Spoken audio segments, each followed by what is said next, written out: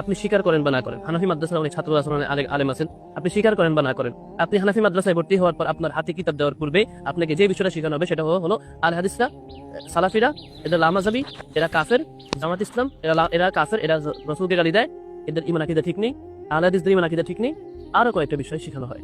একমাত্র ওনারা নিজেরা ছাড়া আর কাউকে ওনারা মুসলমান মনে করেন না। তাহলে আমরা এই বিদ্বেষ নিয়ে এই পর্যন্ত এসেছি, এই বিদ্বেষ শিখে এই পর্যন্ত এসেছি। সুতরাং এটা শিখতে শিখতে শিখতে শিখতে আজকে এখন এই পর্যন্ত আছি। হানাফি মাযহাবের সমস্ত আলেম কাফের, হানাফি মাযহাবের সমস্ত অনুসারী কাফের, হানাফি মাযহাবের সমস্ত আলেম মুশরিক, হানাফি মাযহাবের সমস্ত আলেম মুশরিক, হানাফি মাযহাবের কেউ জান্নাতে যাবে না, চিরস্থায়ী জাহান্নামে যাবে। এদেরকে যারা কাফের ফতোয়া দিবে না, আহলুল হাদিসরা তাদেরকেও কাফের মনে করে, কেননা এরা ঈমান থেকে চলে গিয়েছে, এরা আল্লাহ এবং তার রাসূলকে মেনে নেয়নি। আচ্ছা, এর কোনো আত্মীয় স্বজন নাই, শুভাকাঙ্ক্ষী কেউ নাই? তাকে নিয়ে আপনারা একটু পাবনা নিয়ে ভর্তি করে দেন, যত টাকা লাগে আমি দিব।